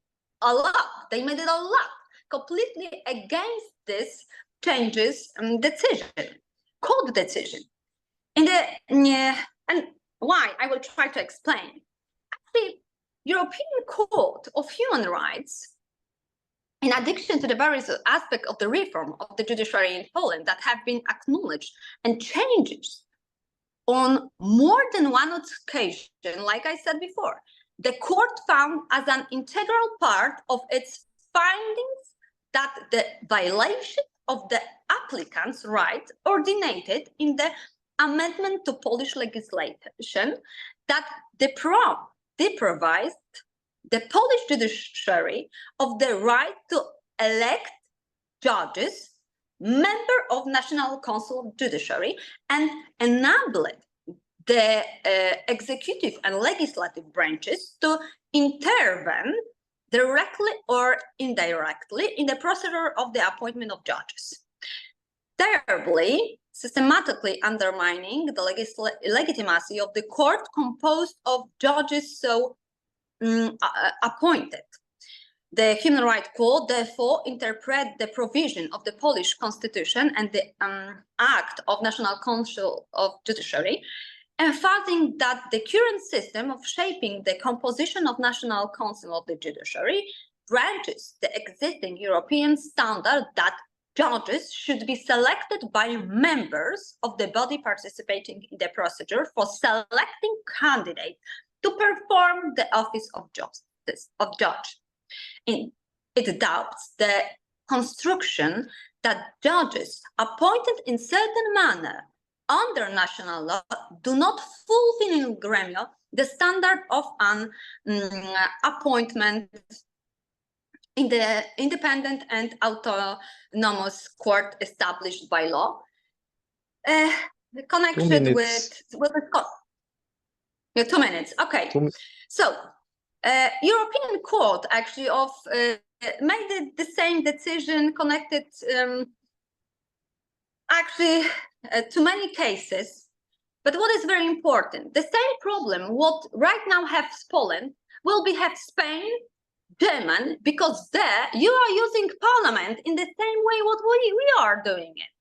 What is more, actually, Portugal, all kind of Scandinavian countries will have exactly the same problem.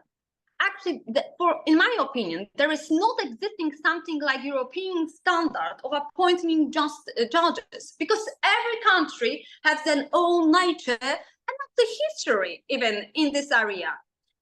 And I think that both of tribunal wanted to make something in a perfect way, but they forgot that every country have right to do it by their own way. And the problem is that they messed up. They really messed up not only in our judicial system, but they mess up in whole Europe's judicial system, in actually every country of Europe judicial system. And what is very important, I think that in the next 5 years, this problem, which was actually pointed in Poland, will have really whole Europe. It was mistake. It was really huge mistake.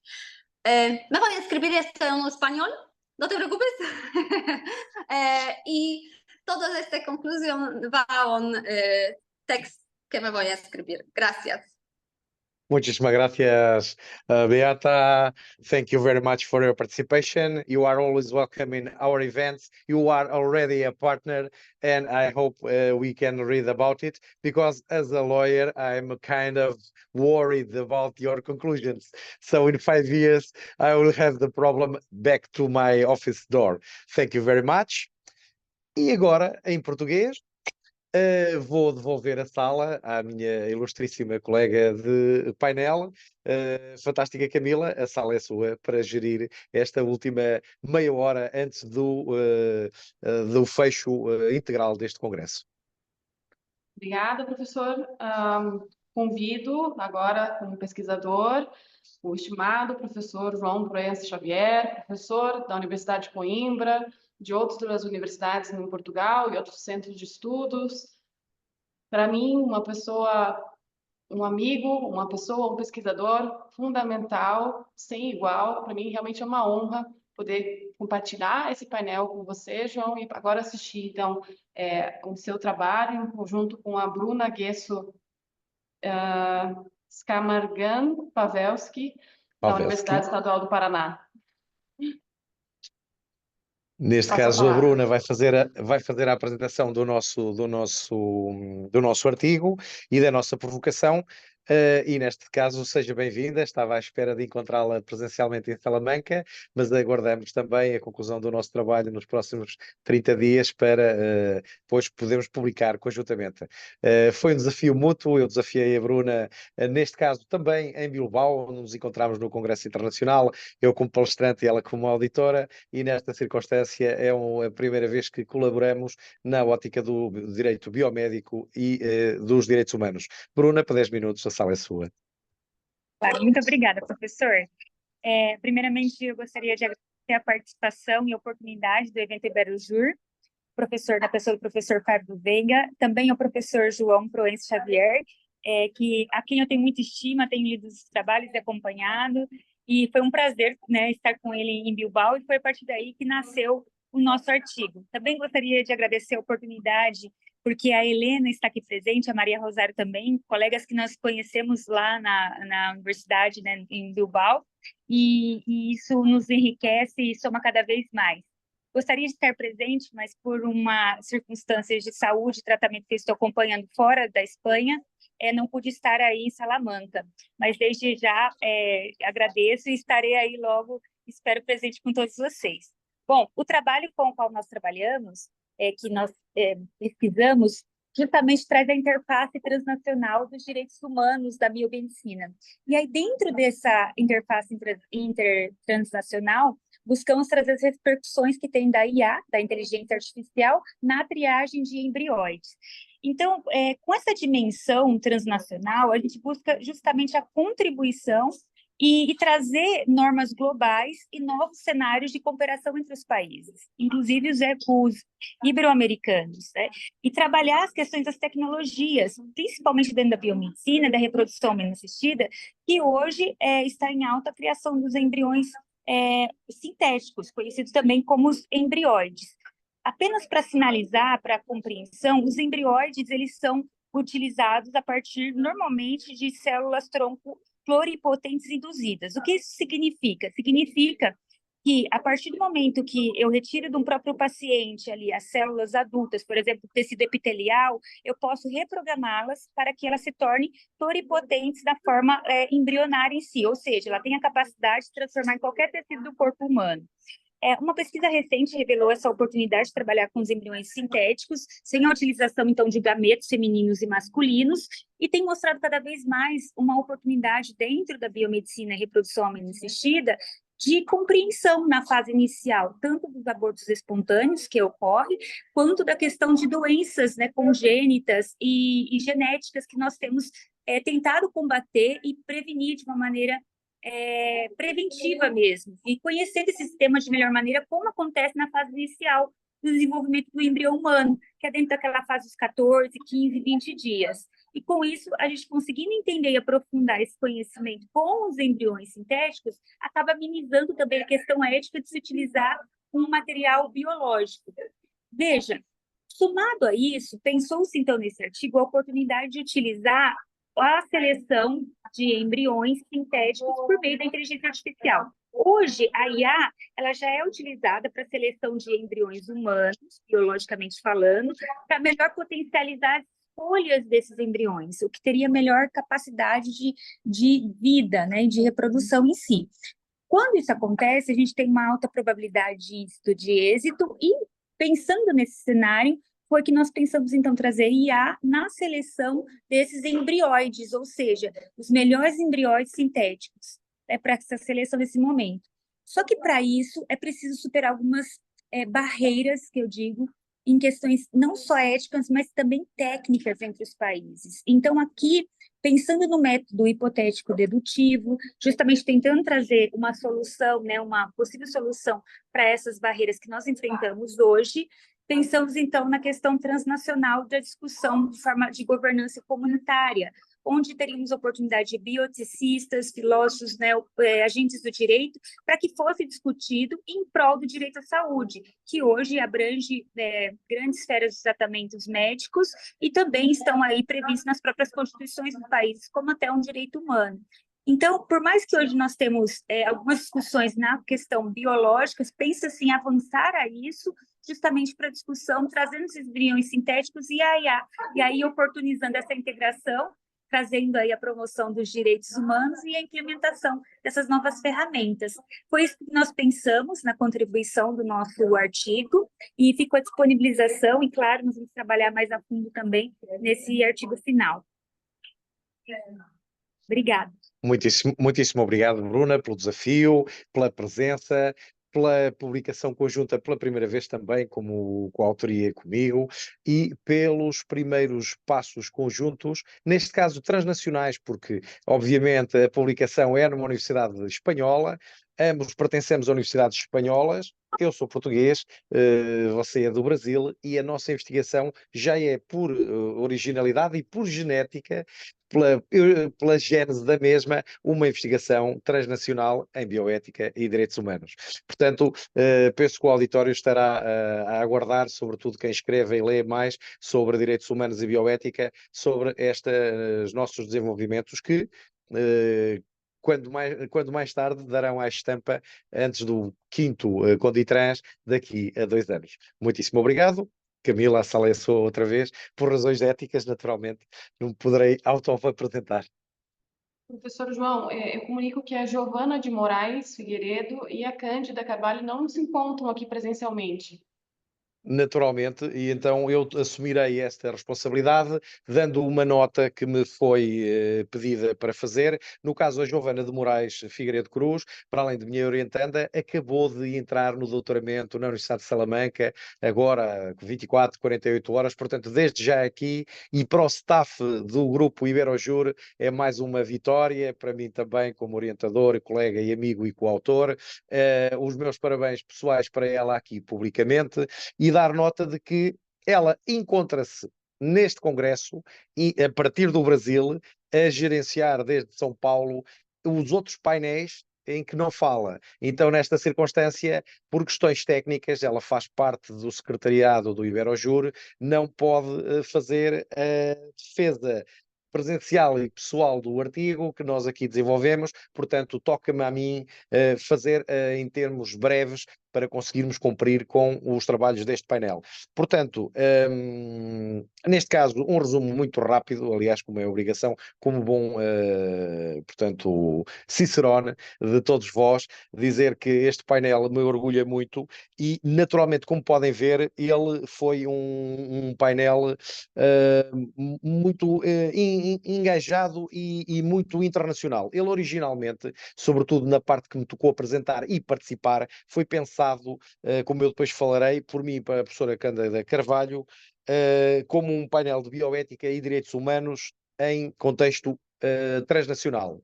Mas depois, pela qualidade e excelência de comunicações e pela interdisciplinaridade cada vez maior deste Conditrans, ele próprio se transformou nesta coordenação fantástica da Camila Benavides e de mim próprio, num painel Europeização, Globalização e Desafios Jurídicos Ibero-Americanos. E por isso, para explicar a toda a gente, tem um fundo de base de direitos humanos e bioética, que são as matérias que me cumpre a mim neste congresso, e na ciência orientar e coordenar e publicar, como docente e como investigador, mas depois demonstrar que quer artigos como o do Maurício e do Bruno, conjuntamente dirigidos pelo Fábio Veiga, sobre economia e filosofia social, com um apontamento altamente atual e de Brasil, Portugal-Brasil e Portugal-Portugal, com um toque de Europa muito forte, que eu penso que vai estar presente na tese do Bruno, portanto, que eu espero estar presente também, quer com a análise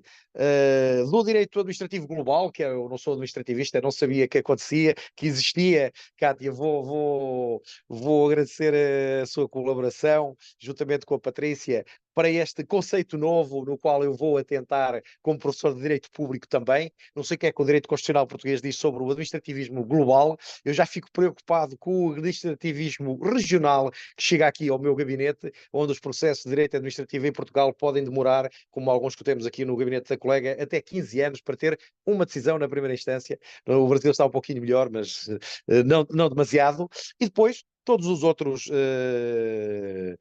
suspeitos do costume, com a Beata a trazer também aqui uma análise, não em si de direitos humanos diretamente, mas sobre o sistema judiciário, que muito me perturba como advogado e como advogado europeu, e depois com as entradas originais e pela primeira vez da Inês Neto e da Alexandra Oliveira, e, sobretudo, da Maria Rosária, da Universidade de Las Palmas, que tem a obrigação de regressar. No caso da Helena, um agradecimento especial por ter estado presencialmente, que acho pela primeira vez, mas nestes nossos eventos, já há muitos anos, é uma participante, coordenadora e traz-nos sempre matérias da bioética, do enhancement, da alimentação, da sustentabilidade e do direito médico e da saúde, que ela investiga de toda a vida.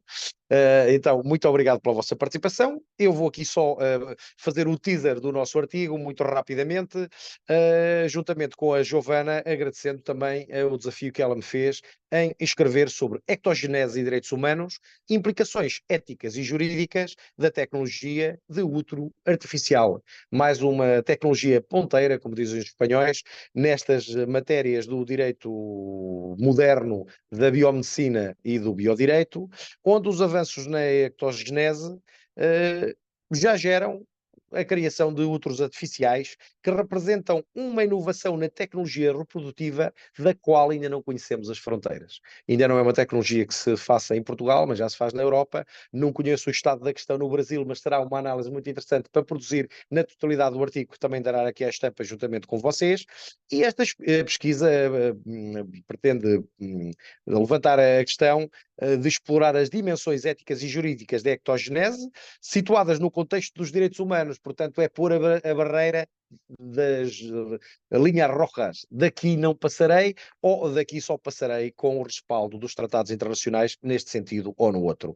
O conceito de ectogenese envolve o desenvolvimento de embriões fora do corpo humano, utilizando a tecnologia do útero artificial, uma espécie de uma robotização da reprodução, nem sequer assistida, da robotização da gestação quase natural. Isso engloba importantes inovações técnicas e científicas destinadas a replicar o ambiente natural gestacional.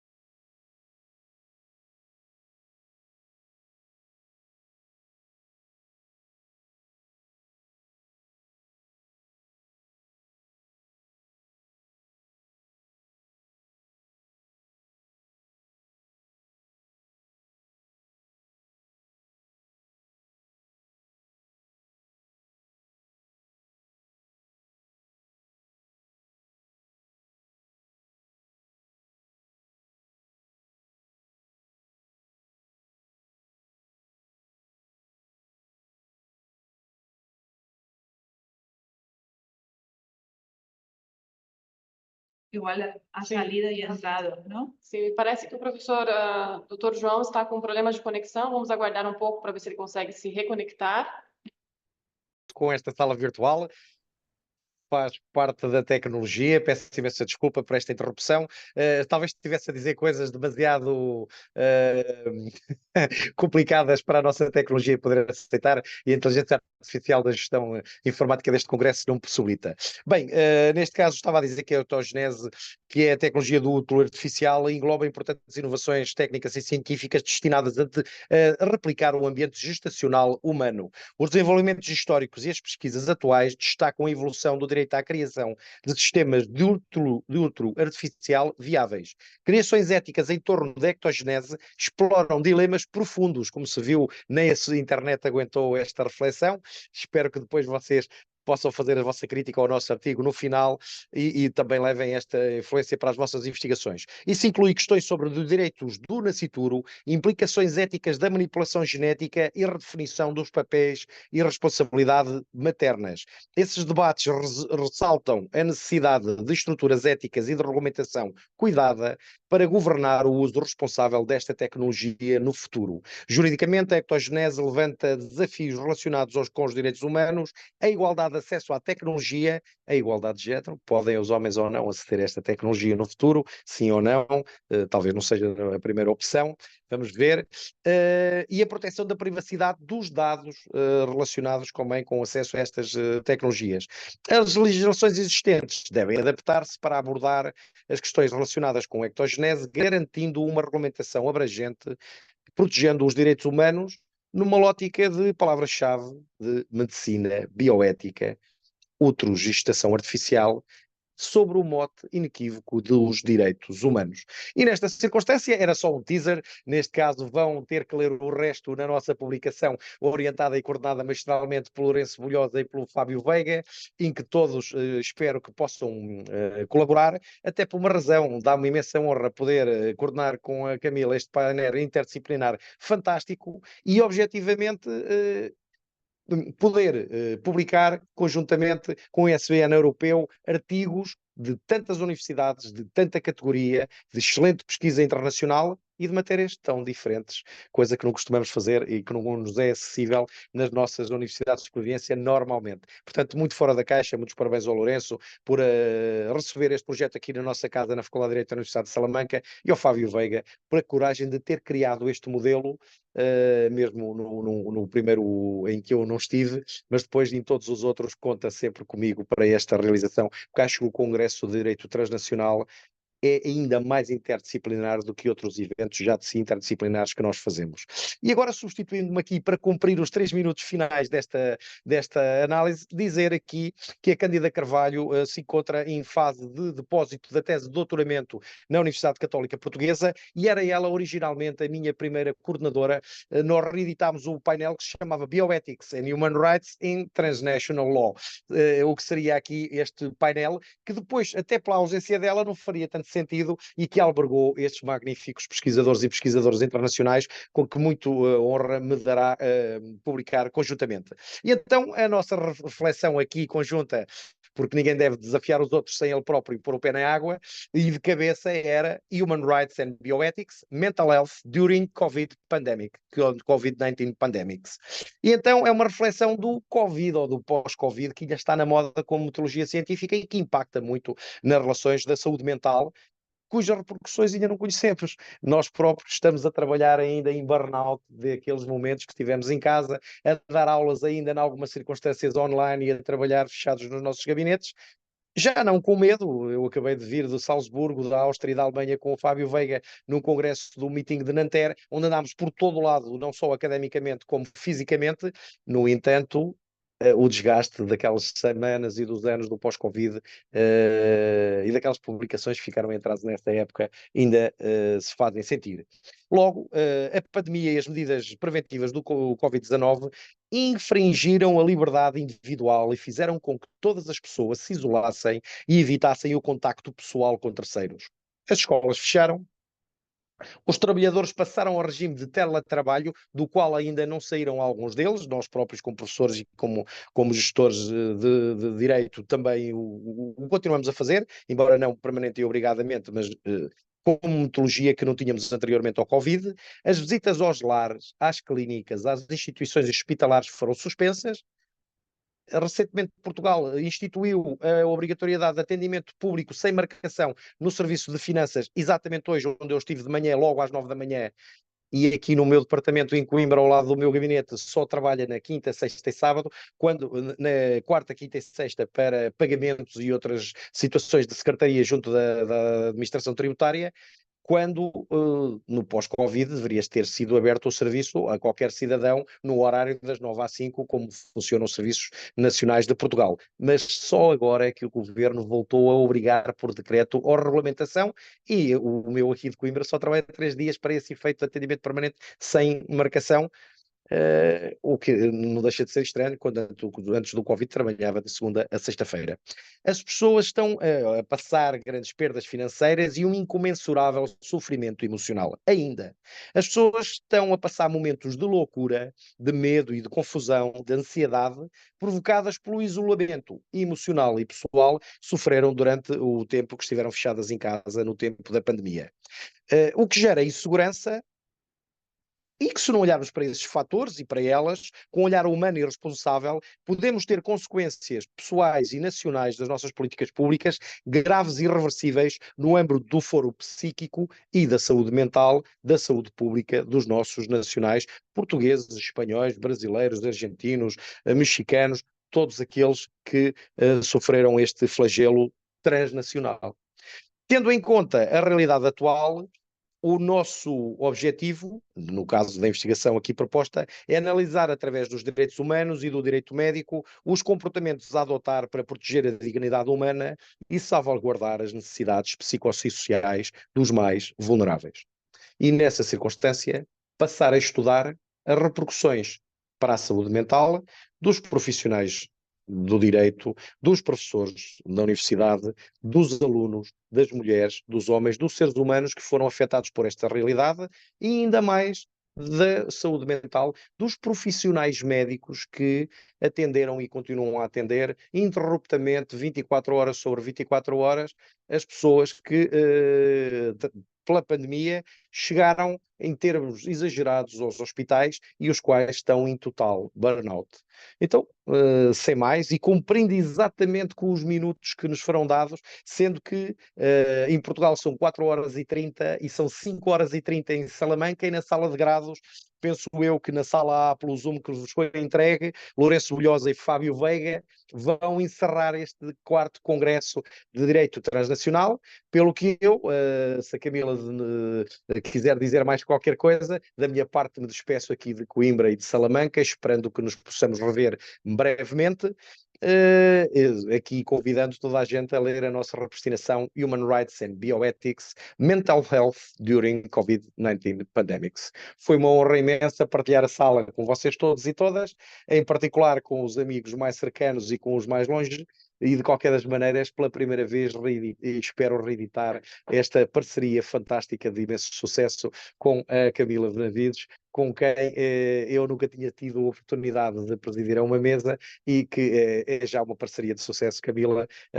Quem sabe numa Universidade Italiana perto de nós numa próxima oportunidade. Muitíssimo obrigado por tudo, um abraço para todos e todas. A sala é sua para fechar os trabalhos.